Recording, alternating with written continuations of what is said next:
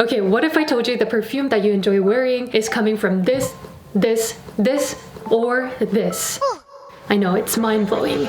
Fragrance, it's literally everywhere. It's inside your everyday makeup products, skincare products, your perfume bottle, laundry detergent, dishwashing soap, and even in our food. However, the world of fragrance is probably the least transparent because the formulation is protected under trade secrets. So unlike skincare and makeup products that are mandated to list all the individual ingredients on the product label, fragrance, you don't have to do that. You can just list fragrance or perfume. So even if it contains 100 different fragrance materials or just one single fragrance material, it'll be simply listed as fragrance. Now, there are obvious questions that we can't help asking. How do we know what ingredients they're using if it's hiding behind the fragrance bucket? And how are they even made? And where are they sourced from? Are they even made sustainably and ethically? And how should a conscious consumer shop for sustainable perfumes? In this episode of Rewind Explainer, you're about to find out every little detail and secrets and dirty little truth of how perfume is made. And stay till the very end where we have a lot of perfume options that were recommended by perfume experts that are known to be a little bit more sustainable.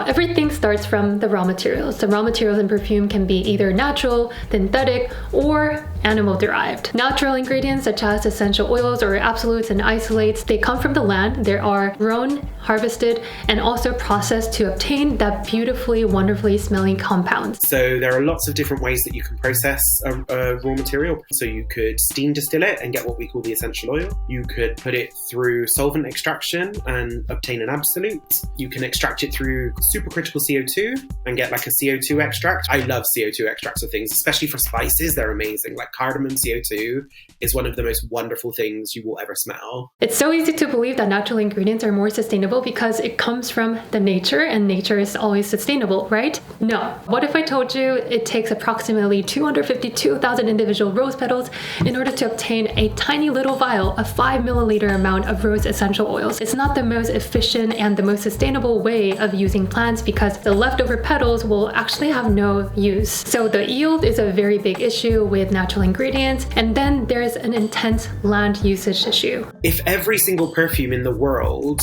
used rose oil, well, we'd be growing nothing but rose. We have to have this balance. Currently, 1.5 million acres of land is being used for cultivation of essential oils globally, and it's projected to become 2.5 million acres very soon with a growing demand. By doing that, we're also taking away the potential use of land for food that is probably more essential. So we need to find a way to be able to produce more without having things like very intense land usage, monocrop cultures that can kind of destroy and pull all of the nutrients out of the soil.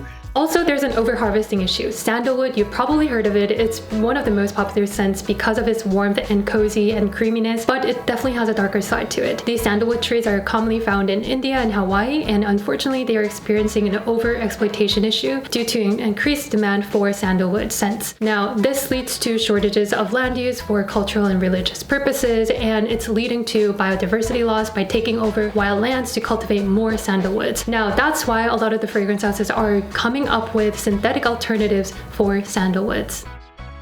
Now let's move on to the controversial one, which is animal-derived ingredients. You probably know Chanel No. 5 fragrance, which is probably the most popular fragrance that's been out for a century now. The original version that was launched in 1920s actually contains a key ingredient called civet, and that's actually a sexual pheromone that's scraped from the anal gland of civet cats. I know, it's so mind-blowing. It was so shocking when I first found out about it, but it turns out the fragrance industry has been using animal-derived ingredients for centuries. Other wild animal-derived ingredients contain musk, which I thought was a part of a wood scent or something like that, but it turns out it's a secretion from male musk deers. There's also something called castoreum, which is scraped from the castor sac of beavers. And there's also ambergris, which is made from the waste of sperm whales, and that is so shocking. But thankfully, in modern days, all these animal-derived ingredients are outlawed and is very highly regulated. So yes, Chanel No. 5 had to stop using civet or any animal-derived ingredients in 1998,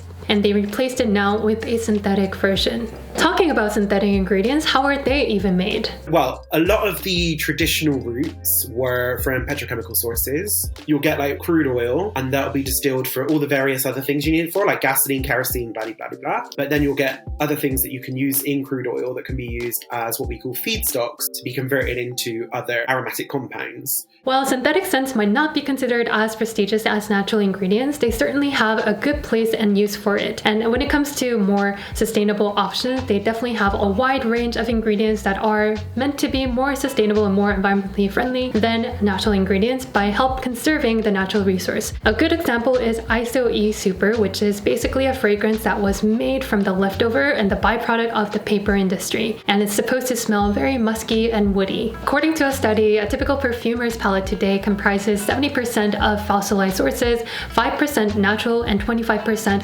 renewables, which is basically a synthetic fragrance that is extracted from organic waste. There are also a lot of innovations happening in the biotech space as well to overcome a lot of sustainability challenges with naturals. I know that natural ingredients sound so much more appealing and appetizing than synthetics, but the truth is that natural ingredients can be very hard and difficult to source ethically and sustainably, and today's synthetics can be actually a much more reliable, consistent, and a more eco-friendly alternative that's produced with less energy and less resource.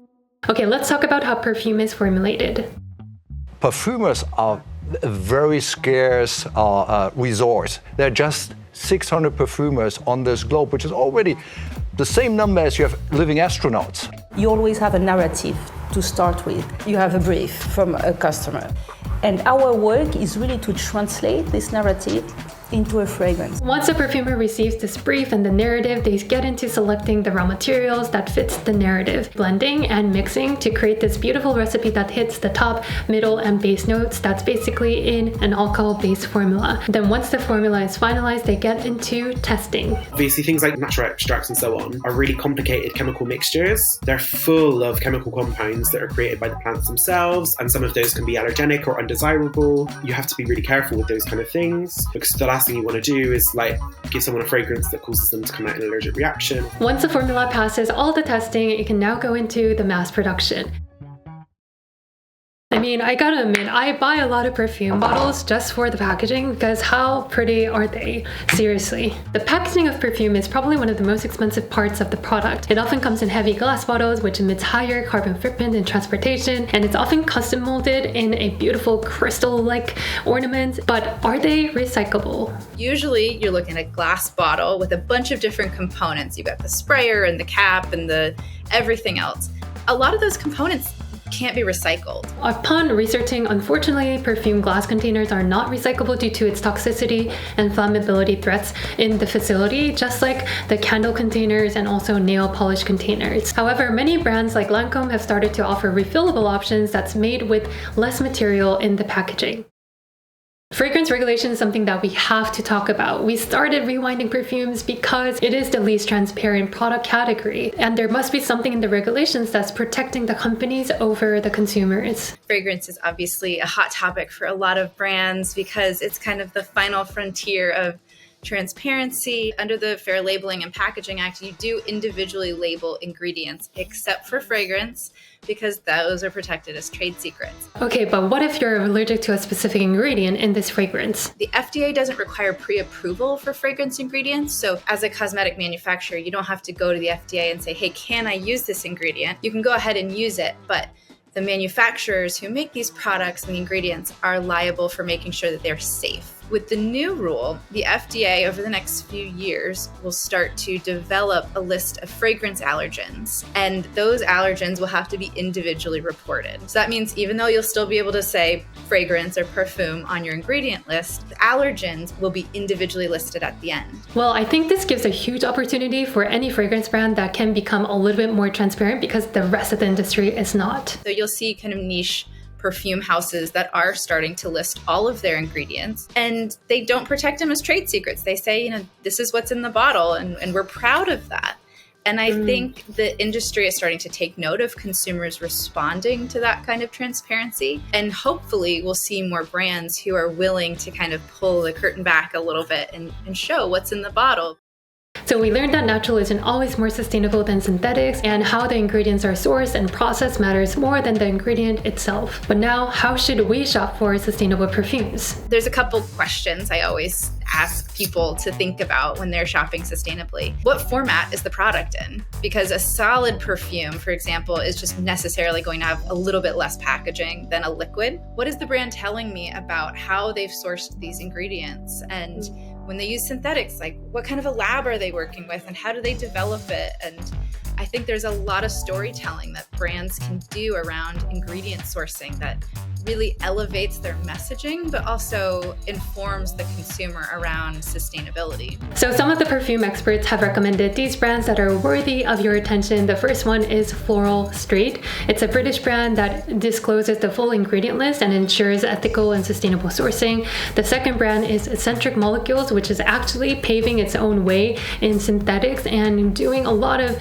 education and storytelling about these synthetic molecules. And they made the ISO E Super, which is synthetic alternative to musk, very, very popular. Sana Darden is another amazing brand that has amazing traceability and amazing sourcing model that we can also benchmark, that employs women harvesters from Morocco, that also upcycles all the floral waste after extraction. You can find all these brands linked down below in the description box. We learned so much during the research, and this is probably 1/10 of the amount of research that we uncovered. So if you want to join our Patreon, I'm gonna actually give away all the research materials and all the amazing, insightful interview in a raw file to you guys so that you can also learn more about the inside world of the fragrance. And thank you once again for just appreciating this video. If you did, please share it with 2 of your friends who might find these knowledge very interesting, and I'll talk to you guys later. Bye!